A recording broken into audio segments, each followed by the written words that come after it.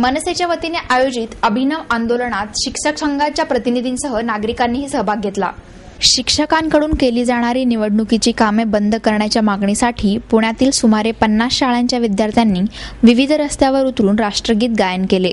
मनसेच्या वतीने आयोजित अभिनव आंदोलनात शिक्षक संघाच्या प्रतिनिधींसह नागरिकांनी सहभाग घेतला। केंद्र व राज्य सरकारच्या शिक्षण हक्क कायद्यानुसार पूर्ण वेळ शिक्षण मिळणे हा आमचा अधिकार आहे। शिक्षकांकडून निवडणुकीची कामे केली जात असल्याने या अधिकारापासून आम्ही वंचित आहोत। त्यामुळे शिक्षकांना निवडणूक कामातून मुक्त करा अशी मागणी हाती फलक घेतलेल्या विद्यार्थ्यांनी केली। शिक्षण हक्कासाठी शिक्षक द्या, सर्वांकष मूल्यमापनासाठी शिक्षक द्या अशा उत्स्फूर्त घोषणा विद्यार्थ्यांनी दिल्या। या मागणीसाठी शाळा बंद आंदोलन करण्यात येणार आहे।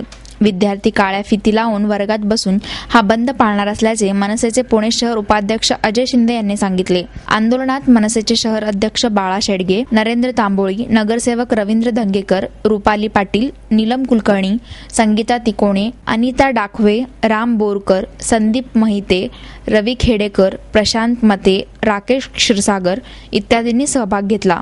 या शैक्षणिक वर्षात गेले 3 महिने मराठी माध्यमांच्या शाळांमधले शिक्षक इलेक्शन ड्युटीसाठी जुंपले असल्यामुळे मराठी माध्यमांच्या शाळांतील विद्यार्थ्यांचं प्रचंड शैक्षणिक नुकसान होत आहे। याच्या विरोधात महाराष्ट्र नवनिर्माण सेनेने गेले 2 महिने आंदोलन सुरू केलेले आहे। त्याच आंदोलनाचा एक भाग म्हणून आज पुणे शहरातील मराठी माध्यमांच्या जवळपास 50 शाळांमधून विद्यार्थी रस्त्यावर उतरले आहेत आणि त्या विद्यार्थ्यांच्या माध्यमातून आज इथं राष्ट्रगीत म्हणण्याचा कार्यक्रम झाला आहे। राष्ट्रगीत म्हणून आम्ही या देशाचेच नागरिक आहोत आणि या देशाच्या सगळ्या कायद्याने मिळणारी सर्व सुरक्षितता किंवा सर्व हक्क हे विद्यार्थ्यांना मिळालेच पाहिजे याची मागणी आम्ही आज या ठिकाणी केलेली आहे। 13 घटकांना इलेक्शन ड्युटीचं काम दिलं जाऊ शकतं। शासनाच्या घटनेत ती तरतूद आहे।